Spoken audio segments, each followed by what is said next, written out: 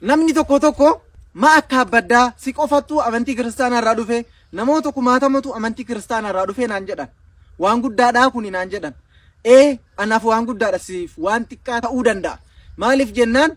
kaleessa bakka ture beeka hadha bakka jiru beeka kaleessa waan dhabe beeka amantii san keessatti hadha waan argadhe beeka tokkoffaa irratti kaleessa ilma namaatiin nama rabbi hin taaneen rabbi jedhee sujuudaa fi ture hadha islaamummaa keessatti rabbi aalamaa rabbi tokkochaaf adda kiyya lafa kaahee sujuudaa jira ni'man kana oli hin jiru kabira kaleessa nabi muhammadin sallallahu alaihi wasallam nabiyyi rabbiiti miti jedhee arrabsaa itti qoosaa ture hadha nabiyyi aalamaati nabiyyi kabajamaadha jedhee fudhadhee nabiyyi kiyya naa ta'e jechuudha kana qofaa miti kaleessa amantii san keessatti muka sujuudaa ture muka kadhataa ture hadha rabbi aalamaa kadhataa jira rabbi aalamaatiif sujuudaa jira jechuudha osoo amantii san keessatti du'ee ummata rasuulaarraa ummata nabi muhammadirraa tokkon ta'u hadha islaamummaa fudhachuudhaan ummata nabi muhammadirraa caaltuu ummatootarraa nama tokko ta'e jechuudha kaleessa osoo amantii san keessatti du'ee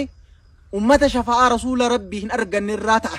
hadha ammoo as dhufee islaamummaa keessatti yoo amantii tanarratti du'e warra shafa'aa rasuula rabbii haqa godhatanirraa nama tokko ta'a jechuudha osoo kaleessa amantii sanirratti du'e warra azaaba seenurraa tokko ta'a hadha amantii kanarratti yoo du'e insha Allah warra jannata rabbii seenu irraa tokko ta'a jechuudha kaleessa dukkana keessa ture hadha ifnana keessa jira kaleessa amantii jallataarra ture hadha amantii diriiraa amantii sirriirra jira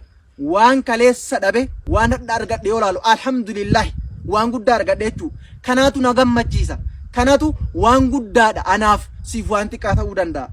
ammallee abbaa kiyyaa fi haadha tiyya ka umriin na caalan isaan rabbiin islaamummaa dhoorkate ana miskiina laafadhaaf islaamummaa kenne addunyaa kanarra abbootii qabeenyaa baay'eetu jira ka rabbi islaamummaa hin kennin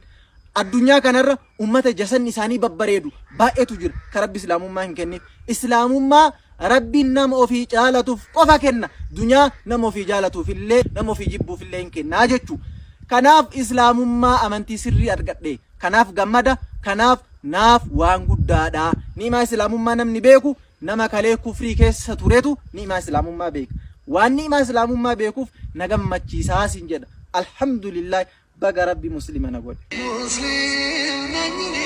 muslim sawcha Allah basatay banabi falak nur mamucha